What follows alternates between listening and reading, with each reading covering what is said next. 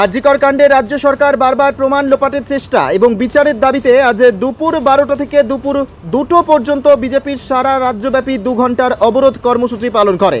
ঠিক তেমনই দেখা গেল নদিয়ার বগুলা বাসস্ট্যান্ডে অবরোধ করে।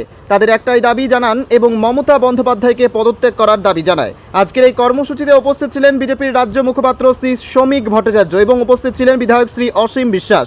আমাদের ক্যামেরার সামনে ঠিক কি জানিয়েছেন তা তুলে ধরছি আপনাদের সামনে।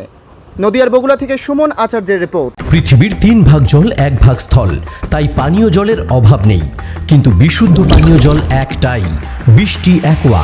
প্রতি ফোঁটায় আনে তৃপ্তি, মেটায় তেষ্টা। বৃষ্টি অ্যাকোয়া, বিশুদ্ধ পানীয় জল।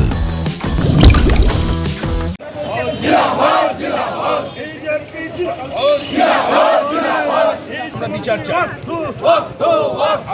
চাই, মানুষ যেমন বিচার চাইছেন আমরাও বিচার চাই, কিন্তু আমরা জানি পশ্চিমবঙ্গে বিচার সম্ভব নয় যতক্ষণ পর্যন্ত মুখ্যমন্ত্রী মমতা বন্দ্যোপাধ্যায়ের নেতৃত্বে তৃণমূল কংগ্রেসের সরকার পশ্চিমবঙ্গে আছে।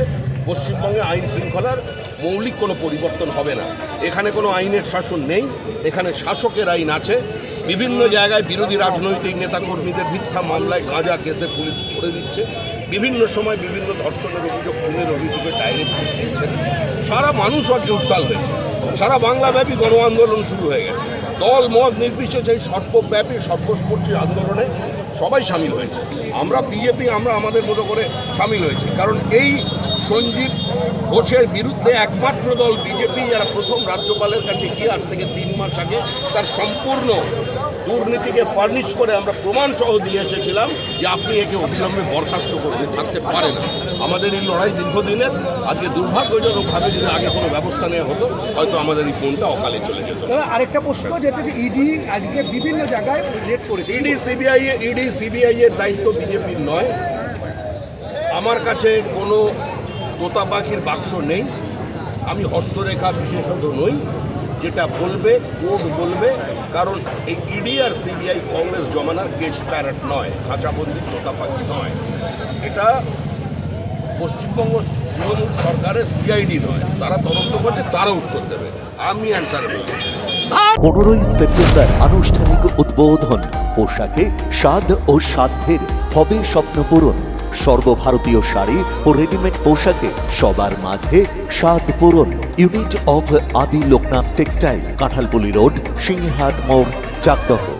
জেআরএস পাবলিক স্কুল প্রায় 35 বিঘা জমির ওপর গড়ে উঠেছে বিশাল ক্যাম্পাস। নার্সারি থেকে শুরু করে উচ্চ মাধ্যমিক, ITI college, law college, BEd college ভর্তি চলছে। জেআরএস পাবলিক ব্যালকনি বা সিঁড়ির রেলিং, মডিউলার কিচেন বা ড্রয়িং রুম, এক কথায় আপনার স্বপ্নের বাড়িকে করে তুলুন আরো সুন্দর। Chakdah ply centre, gorgeous look বা কোয়ালিটি সবে 3 নম্বর 1 চাকদা প্লাই সেন্টার।